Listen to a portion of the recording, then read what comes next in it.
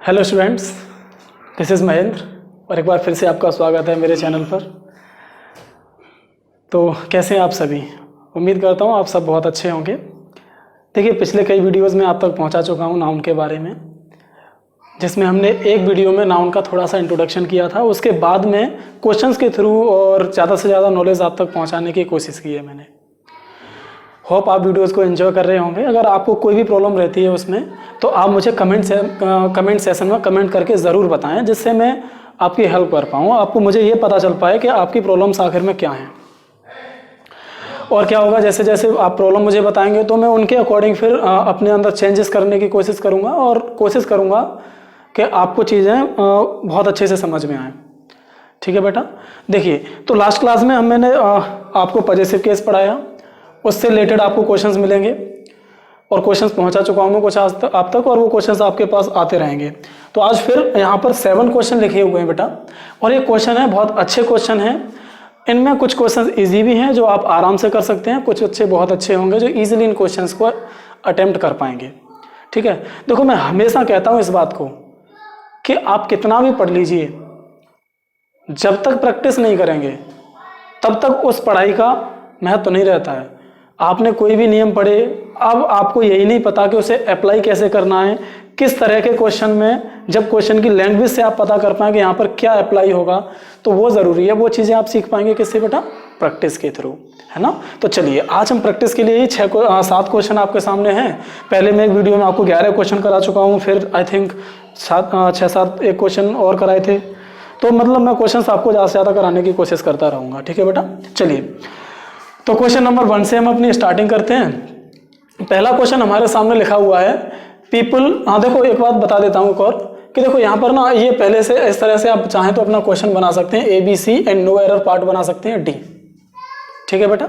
चलिए, people blamed him, यानी blame का मतलब आप सभी जानते होंगे। ब्लेम का मतलब होता है किसी पर किसी चीज का आरोप लगा देना, ब्लेम करना किसी को। ठीक है? People blame him for being a coward person, यानी लोग उस पर इस बात का आरोप लगाते हैं कि वो कैसा है, एक डरपोक व्यक्ति है। अब सच में है या नहीं पता नहीं, लेकिन पीपल इस बात का ब्लेम करते हैं। ठीक है? तो इस दिए हुए क्वेश्चन में आपकी तरफ से क्या करेक्शन होगा, वो करेक्शन कीजिएगा बेटा। क्या प्रॉब्लम है क्वेश्चन में?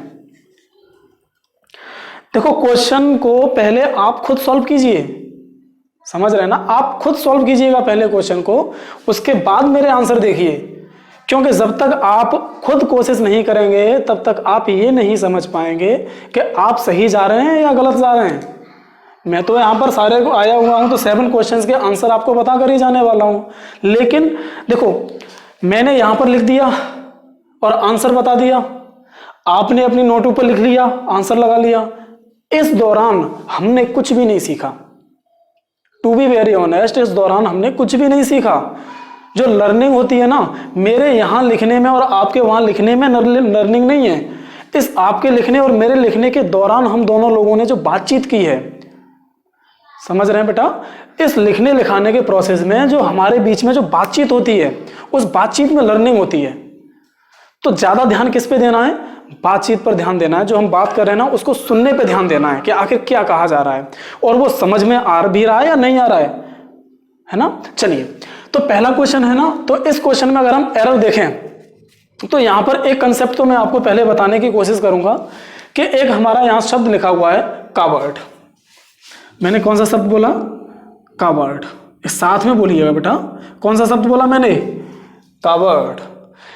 तो ये जो हमारा कावर्ड शब्द होता है, ये शब्द अपने आप में होता है नाउन। क्या कहा मैंने? बिल्कुल सही, बोलना है भाई। जो बोल नहीं रहे हैं, ध्यान रखना, रात में सपनों में कोई भी आ सकती है। चलिए, ये अपने आप में नाउन होता है। इसका अगर मैं एडजेक्टिव बनाने की कोशिश करूं तो ये इसकी एडजेक्टिव फॉर्म होती है। कावर्डली इस शब्द की क्या फॉर्म हो जाती है? एडजेक्टिव फॉर्म हो जाती है। और इसी शब्द की अगर मैं एडवर्ब बनाने की कोशिश करूं इस शब्द का, तो हमारे सामने जो इसकी फॉर्म बनकर आएगी, इन अ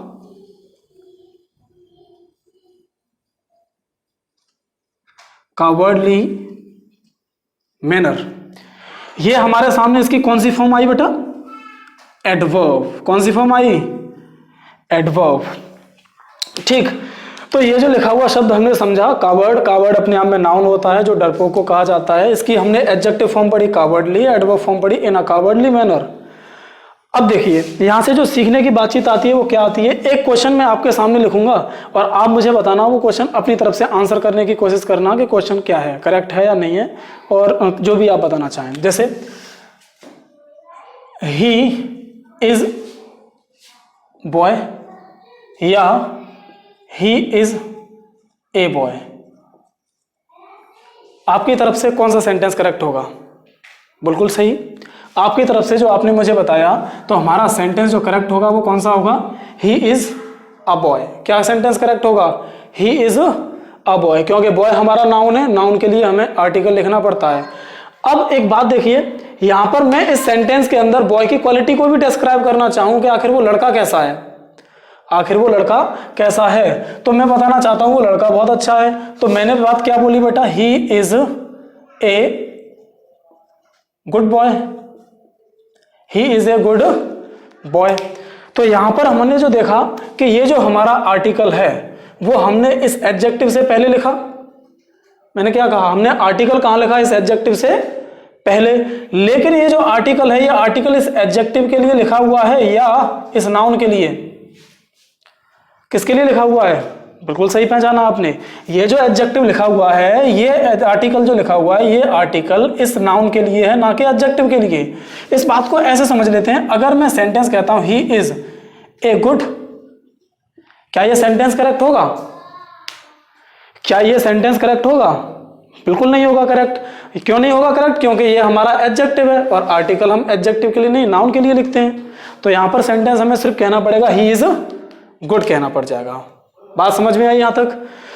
तो इस बातचीत को अगर हमें समझना है बहुत अच्छे लेवल पर जाके, तो देखिए यहां पर सेंटेंस में अभी अभी हमने समझा कि ये जो हमारा शब्द है ये अपने आप में क्या है? नाउन। क्या है ये शब्द अपने आप में? नाउन। और ये जो दूसरा शब्द हमारे सामने लिखा है ये भी अपने आप में क्या है? नाउन।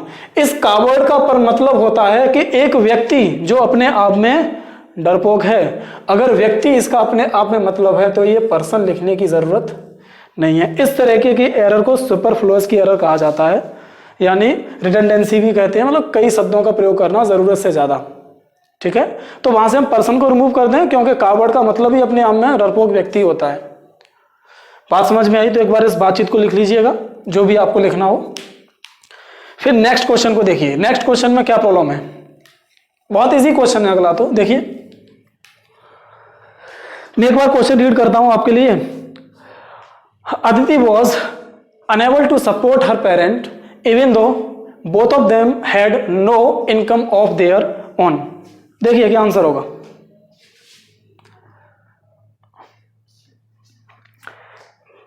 क्वेश्चंस कीजिए अच्छे से। बिल्कुल, अगर सेंटेंस हम समझते हैं तो मैं एक बार सेंटेंस बताना स्टार्ट करता हूं। अपने आंसर अपने लगाए होंगे, आंसर लगा लेना भाई, वरना ऐसे ही बैठे रहो। कई बार कह चुका हूं, पहले अपने आंसर लगाया करो।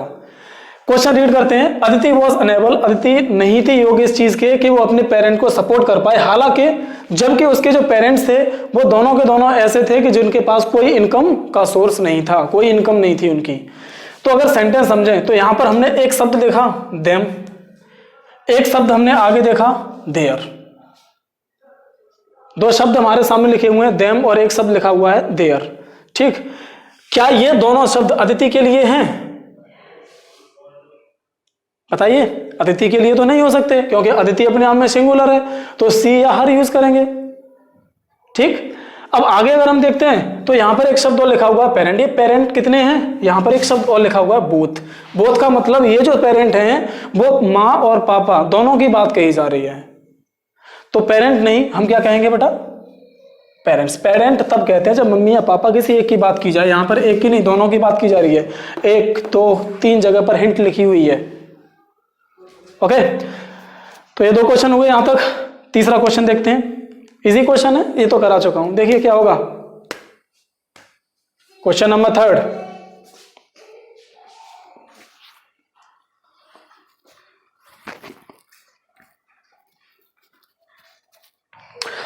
क्वेश्चन नंबर 3 देखो मैं बता देता हूं।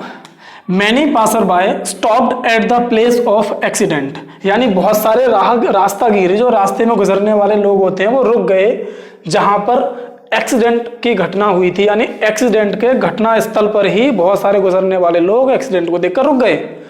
तो यहां पर अगर हम देखते हैं तो मैनी अपने आप में एक ऐसा एडजेक्टिव ऑफ नंबर है जो इसके बाद हमेशा प्लूरल काउंटेबल नाउन का यूज किया जाता है। पासर बाय रास्ता गुजरने वाले लोग, बाय अपने आप में प्रपोजिशन है, प्लूरल प्रपोजिशन का नहीं बनाते, हमें पासर्स बाय करना पड़ेगा। ये मैं बता चुका हूं mother in law, father in law, sister in law में, है ना। लुकर ऑन कल एक शब्द और आया था, याद है, लुकर ऑन, है ना। तो ये उसी तरीके से है। Okay, next question. अगर अगला क्वेश्चन देखेंगे तो क्वेश्चन मैं इसे इरेज करता हूं ऊपर जिससे इसे एक्सप्लेन कर पाऊं ढंग से। देखो बट अगला क्वेश्चन आपने सभी ने आंसर लगाया होगा होप। क्वेश्चन को मैं समझा देता हूं कि आखिर क्वेश्चन में प्रॉब्लम क्या है। देखो, one of, each of, either of, neither of, some of, many of, ये जो हमारे शब्द होते हैं ना, इन सभी शब्दों के बाद हमेशा ही हमें प्लूरल नाउन लिखना होता है, प्लूरल काउंटेबल नाउन। ठीक है बेटा। तो अगर प्लूरल काउंटेबल नाउन लिखना होता है तो हमें यहां पर Akbar was one of the finest king, नहीं किंग्स कहेंगे। इजी क्वेश्चन है बहुत। चलिए अगला क्वेश्चन देखिए, क्वेश्चन नंबर 4 लिख लीजिएगा ऐसे। ओके, क्वेश्चन नंबर 4 इजी है, हाँ 5 सॉरी, क्वेश्चन नंबर 5। मैं इसे समझाने के लिए थोड़ा मुझे स्पेस की जरूरत होगी तो मैं इरेज कर देता हूं।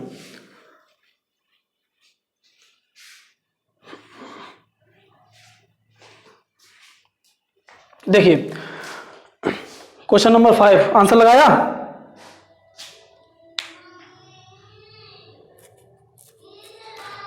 चलिए मैं समझाना स्टार्ट करता हूं। यहां पर हमारे सामने एक शब्द लिखा हुआ है, a great deal of, a great deal of हमारे सामने शब्द लिखा हुआ है। एक शब्द लिखा हुआ है बुक्स, है ना। बुक्स अपने आप में प्लूरल काउंटेबल नाउन होगा, लेकिन ये जो हमारा फ्रेज है ना, a great deal of, a great deal of का मतलब होता है मच। मच कहने का मतलब हुआ ये किसी भी चीज की क्या बताएगा, क्वांटिटी। क्या बताएगा, क्वांटिटी। क्वांटिटी को अगर हम हिंदी में कहें तो हिंदी में क्या कहते हैं, मात्रा। यानी कि इस शब्द का प्रयोग हमेशा ही अनकाउंटेबल नाउन के लिए किया जाता है। अ ग्रेट डील ऑफ जो हमारे सामने शब्द लिखा हुआ है, इसका प्रयोग हम अनकाउंटेबल नाउन्स के लिए करते हैं। यहां पर लिखा हुआ नाउन कैसा है, काउंटेबल। तो यहां से ग्रेट डील ऑफ को हटाइए। आप चाहें तो यहां लिख सकते हैं a lot of.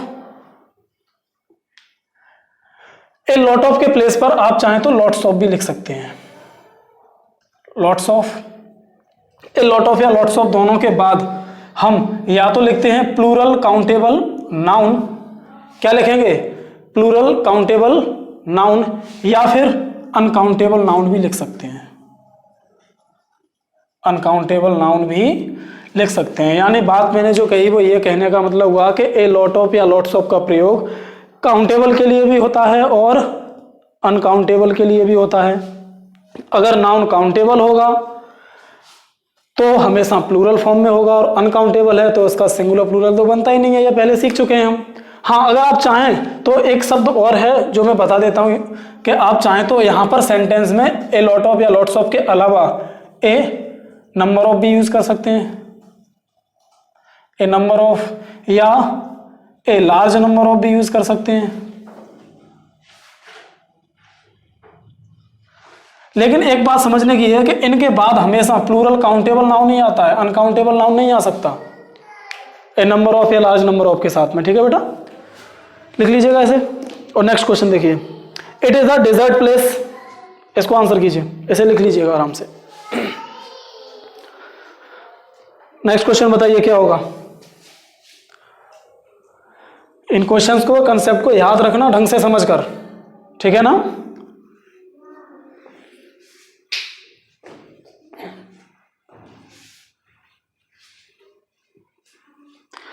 It is a desert place.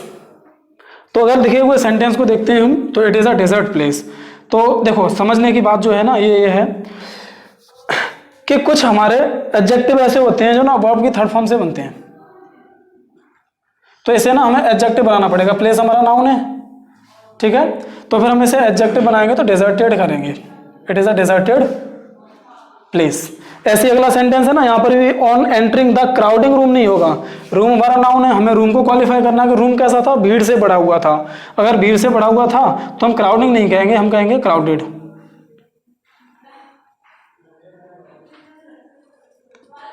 Crowded कहना होगा, ठीक है। तो ये 2 क्वेश्चन और थे आपके लिए। तो चलिए, होप आपको बहुत अच्छे से क्लियर हुआ होगा। या कोई भी प्रॉब्लम रहती है तो आप मुझे कमेंट में बताइएगा। मिलते हैं अगले वीडियो में कुछ नए कंसेप्ट और कुछ नए क्वेश्चंस के साथ में। तब तक के लिए पढ़ते रहिए मेहनत से। Just take care, bye bye.